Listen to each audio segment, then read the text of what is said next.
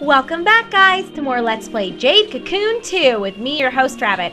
In our previous episode, we finally conquered the third advancement test at the battle arena. So as you can see, we have one more divine beast on our beast amulet. So that is absolutely worth celebrating.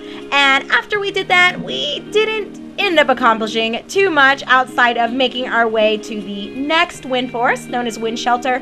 And we came into one of these fabulous ogre vines, ran into Dr. Gil yet again, and we were introduced to, well, he's not a new character to those of us who played the first Jade Cocoon game, but he is new to Jade Cocoon 2, or at least was introduced for the first time in Jade Cocoon 2, and he is the descendant of the Spirit of Knowledge, and his name is Yamu. So that is where we had left off previously. Let's chat them up one more time, and then just continue moseying on through Wind Shelter.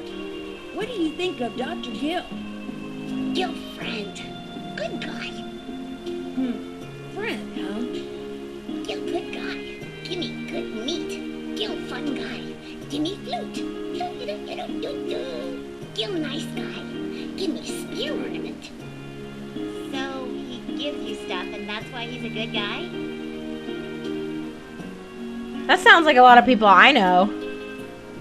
Is this chestnut boy supposed to be a spirit? Think he can be useful or do amazing things? Yeah, he is the divine spirit of knowledge after all. Hey, does he give you adventuring hints or create spells for you? No, not at all. So he's just useless. I do not mind. I am simply overjoyed to be near such an unknown entity.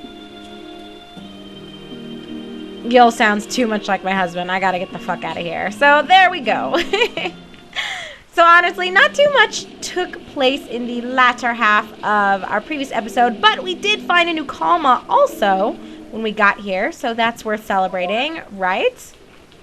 I think so. And as far as my life is concerned, I told you guys that my husband and I just got our key to our new apartment, so that has been wonderful, and he and I are both overjoyed because we love our landlord. Things are looking fabulous already, even though we haven't even technically moved in and we have an entire month to do it. So I'm just thrilled, absolutely elated. Words cannot express how ready I am to be in there and out of where we're at right now. But I honestly hate the whole process of moving, even though we get to take our time with this. Let me go ahead and fight this guy, but even though we get to kind of take it easy and not rush ourselves too much, I just still hate canceling things like previous utilities. I hate having to fill out change of address forms. I don't know, it's just all such a pain in the ass. I hate moving, absolutely hate it. I think part of my dislike for it is the fact that I've moved so much already in my 26 years of living. I've been to so many different cities. I've been all over the fucking place, you guys. And I think especially with my job, since I do so much traveling, I'm just ready to be stationary for a few years, and it's not looking to be in my near future anytime soon. But that's okay. It's not the end of the world. And really, you're gonna attack the divine beast that isn't even gonna fight you. Well, that works for me. Everyone gets XP. Yay! So as far as my in-laws visiting, that was interesting. I don't really know how to explain what really went down with that, other than just to say it wasn't bad, but it certainly wasn't my idea of a good time. I don't know how to explain it, but my husband comes from a very peculiar family in that a lot of things get swept under the rug, so some problems don't surface until much later, and then they manifest themselves, or the results of those problems manifest themselves in very peculiar ways. And I don't know, there's just, his family is complicated, and I just don't like dealing with their drama, and I've noted this before in a different Let's Play, that my husband and I have quite a history with his parents. In particular, his father is, or I shouldn't say he still is. I mean, he might still be, but he doesn't really express it anymore. But my husband and I started dating way back in high school. So we've been together, now it's going on 11 years. And his father lost his shit when my husband first brought me home when we were 15, going on 16, because my family is foreign, you know, we are multiracial. So he was like, she's not white and her family's not even from the U.S.? Oh, hell no. We raised you better than that, blah, blah, blah. He was picking on me because of my appearance. He was just a total douchebag and did not want us together at all, and basically made our lives a living hell. I'm trying to think of the nice way of putting this, because it was much worse and much more harrowing of an experience than what I'm making it out to be. But all you guys really need to know is that it was quite terrible, and his dad wasn't a very good person for a really long time, at least in that sense. I mean, I can't comment on what kind of father he was or what kind of person he is to his community. You know, I'm not going to speak to those things because I don't really know. I don't know his father very well. And his mom was very hands-off. Like, she didn't really stand up for me. She didn't stand up for my husband. She just kind of let him carry on. You know, basically she was being that good Southern wife that just lets the husband kind of say and do what he wants to, and she's just kind of there in the background, basically. And a lot of that didn't just impact my husband's relationship with me and kind of what was going on between the two of us and trying to involve me in his parents' lives and in his whole family's life, but it also, you could see the ramifications of that with how his sister kind of blossomed, because their older brother was a humongous bully and asshole for many, many years. He was just an utter terror. Do you want to take me on in a match? Huh? Oh, hell yes. I'm going to wipe the floor with you, broski. Great. I wanted to fight someone who's good with bugs. You know you're gonna lose anyway. You're pretty strange. You're one to talk. So his older brother was a major asshat. All right, let the battle begin. You were unlucky having to fight me. And he ended up torturing their little sister endlessly. So she was very shy for a long time, and she's still very, I would say, insecure as a result of a lot of the stuff that ended up happening. So she likes to compare herself to her brothers, and she'll say really fucked up and odd things. I'm trying to think of the best way of putting it. So, for example, she will go out of her way to throw someone under the bus. How'd it get so low? When I just smashed your face in. But anyway, she'll throw my husband under the bus or their older brother under the bus when it makes her look good. Any little accomplishment that she makes, she just is a huge braggart, I guess. And it's a bit odd because I think deep down she's a very sweet girl, but her parents never protected her or did anything about the way the older brother was. Oh, satisfied now? You have neither blood nor tears. I don't even know what you're talking about, bug guy. But is this going to be our second bug Ow, medal? ouch, you're terrible. Okay, I get it. You wanted this, right? Huh? Well, I didn't exactly want that. Here you go. Take it. Is this our first bug medal? Oh, it is. How strange. That's a good item. I don't need it, so take it. Go away. I managed to win, but it's no fun at all. Who you don't deliver the finishing move, so he gets big-headed. I don't think that's the problem. I think he's just a little punk bitch. No, whatever. That's none of my business. So the older brother was just an asshole to the youngest sister, and as a result, she ended up becoming kind of a bitch, I guess is the best way to put it. I mean, she's not really mean so much as she's just unbearable to be around. Like, I I can't think of another way of putting her personality. However, I will say that she's never done anything to me. You know, I like her just fine. She and I get along okay. And I will say that she's one of the few people who's actually made me feel like family. Like, she'll call me her sister, which means a lot to me because everyone else in his family treats me like shit. Or they don't treat me like anything at all. And I should probably say, shouldn't I? Just in case we get into a fight or I die or something awful happens. And I don't want to lose the Kalma that we have found, nor do I want to lose the medal. Although I don't know if you can drop medals, but just in case you can. I ain't trying to hear that, you guys. So anyway, his sister is nice to me, but overall her personality is not the best, I would say. So anyway, his older brother, complete douchebag. I just explained that he used to be a major bully, and it's strange because as the years have gone on, he's not so bossy or so much of a bully anymore as he is just a pretentious prick.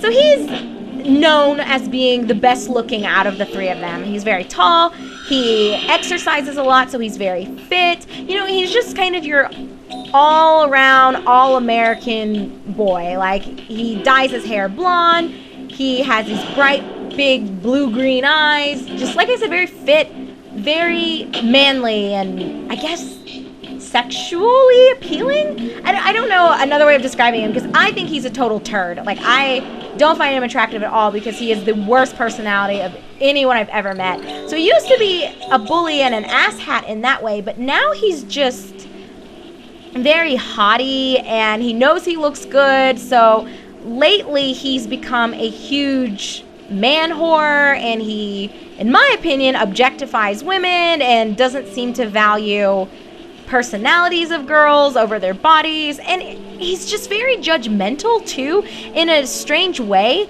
So if he does something that he thinks is good, if someone else doesn't do that, then he will belittle your choices and belittle your reasoning behind not doing what he's done, even though he is the least accomplished out of all three of the siblings. Like, he's the biggest fuck up, he's irresponsible, he has not been able to hold a job. He took forever to get through school because he was too busy partying and just fucking around. He was just not very responsible. And, you know, that's not necessarily a bad thing in and of itself. You know, a lot of kids aren't responsible. You know, we want to, or I shouldn't say we, because I was always kind of lame, I guess, and I took work and my education and all that stuff seriously. I mean, it's obvious.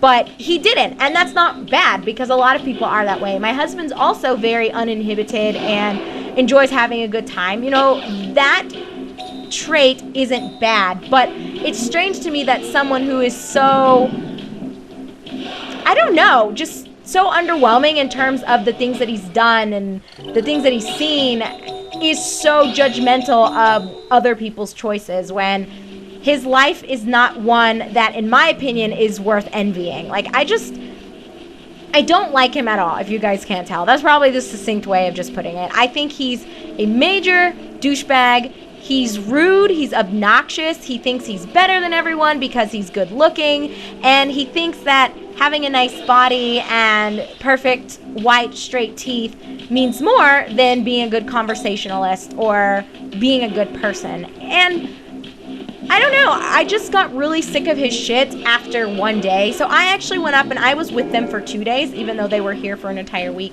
But I had to work, you know. I'm not fucking taking a week off of work to hang around a group of people who treated me like shit when I first was introduced to the family because I wasn't white and my family wasn't American. Like, I'm not losing money for these people. That's just how it is. Like, maybe that makes me sound unforgiving or like I'm not letting the past go, but no one has ever apologized or even acknowledged that this shit went down. It just, like everything else, was swept under the rug, and they just kind of magically expected me to embrace them, and because I'm married to my husband, I'm supposed to just forget everything. And I may forgive them, but I'm not going to forget. It's not happening. They said and did some outlandishly fucked up shit to me.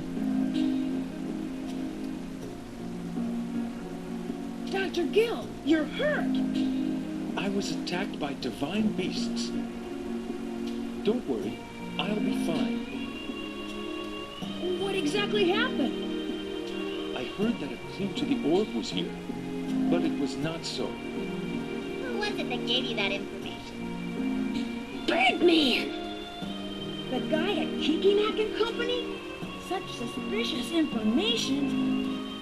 That's what I thought, but thinking it might be true, I couldn't stay away. But you should not be going into such dangerous places. No, no. If there is any possibility, I cannot afford to fall behind. Gil, you need to step your game up. And oh my gosh, this forest is huge, isn't it? Gil, injured. I'm worried. Aw, it sounds like Yamu actually cares about him. I was hoping against hope, after all. Okay, so I guess there's not too much dialogue here, which is fine, because I do want to finish... Oh my god, this place is so big. I do want to finish exploring this forest before we end this episode. So, anyway, just to continue, I'm not going to forget any of their bullshit, even though I do... I mean, obviously I forgive them, I have to, which doesn't really sound like I forgive them. It sounds like I'm begrudgingly doing it to appease my husband, but I really do. You know, I still make an effort to show that I care. Like, I try to spend time with them if I can, but I'm not going to go out of my way to do it. And anyway, I actually don't have any beef with my husband's parents anymore. It's, like I said, his brother is just... Oh, no! I don't want another one of you! Oh, god damn it. I hate this divine beast. It's so ugly. The ugliest thing I've ever seen in my entire life. It's... ugh, hideous. So I guess wrapping up everything about his brother, he's just a huge man whore, and basically he's just a fucking gigantic scrub. And while we were out there, he would say the most asinine things, and there were moments where I just looked at him and I was like, are you even taking yourself seriously? Like, there was one point where we were all walking around, and there was a girl that actually looked like one of the ladies that I had worked with. And so I had just passively made the remark. I was like, oh, you know... Oh my god, are you morphing? Oh my goodness, Egbert! You look so scary, but I kind of like it. I feel like he's complete now. This is awesome. However, I'm not going to even pretend to be thrilled about picking up this fucking egg. Maybe I'll sell it. I don't want it. I could buy these. Why would they even put this here? Game, you play too much. So anyway, I had remarked that, oh, you know, that girl looks like, we'll just call the girl that I work with Suzanne. I was like, oh, that looks like Suzanne. She ended up going with me to a conference that we had in Fayetteville, Arkansas. And my brother-in-law was like, well, she doesn't have nice tits. Does the girl that you work with have nice tits? So, of course, I'm appalled, and I said to him something along the lines of, why should the size of her breasts matter? She's an accomplished scientist, which is way more than can be fucking said about you, and she's out of your league anyway, so I'm pretty sure it doesn't fucking matter about her chest size. She's more concerned about actually bringing about positive change for the world, not about appealing to some fucking douchebag who barely finished university and is barely holding a job right now and is more concerned about just fucking random girls every other night. Like, I pretty much gave it to him. I was not very nice, and I guess it kind of caught him off guard because around my husband's family, I'm not quiet, but I just don't get involved in their drama. So if somebody had something happen, like, I stay out of it. Like, it's not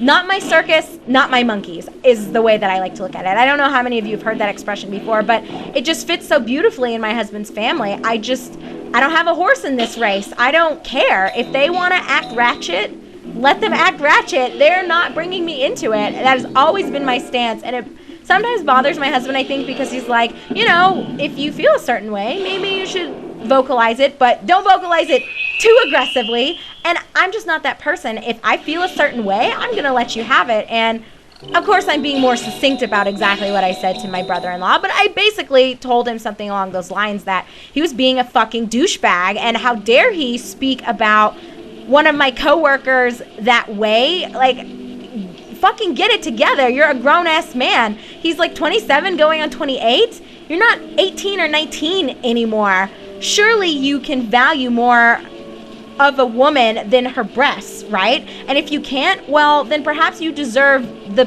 position you're in your life right now. Just, I don't know. I don't want to say I hate him, but I certainly don't respect him. And if he suddenly disappeared from planet Earth, I would not be upset about it.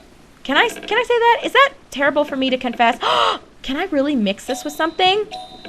I don't give a shit about this Meckel cock. Don't fucking judge me, you guys. Like, I just don't care. I can buy them for almost nothing. Let's see what happens if I mix these things together. I might lose the egg, but whatevs. Carac? I think we've had one of these before, too. Am I right? I think we have. But I don't want to put it in there if we haven't, so... Well, that's good to know. I guess I can buy some bullshit eggs and come find these little mixy mabobbers. But anyway, we're at 21-ish minutes again. So let's go ahead and head out of here. We will save once more, and I will wrap up this episode as well as my story. So basically, I guess all you need to know is that the entire visit was a shit show because my sister-in-law was being her usual braggart self, and my brother-in-law has regressed even more than I thought was humanly possible. He is an immense douchebag. We just don't get along. And it's weird because I wouldn't say that he and I fought, but I called him out a lot, and I guess he was really taken aback by the fact that I wasn't even entertaining his bullshit. So that was that, and that is it for this episode. So thank you so much for watching, everyone. When we come back together in just a moment, we will continue making our way through Wind Shelter, and I guess we're gonna wrap this up and fight the boss, and I might head back very briefly just to turn in the comma, hand in the egg, and double check it, just, you know, to make sure that there's not something better waiting for me.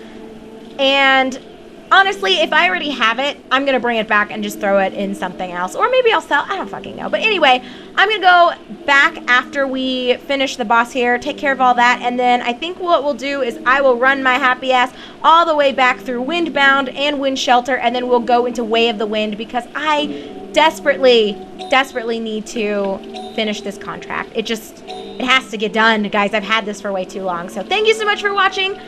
I will see you guys in just a minute in our next episode.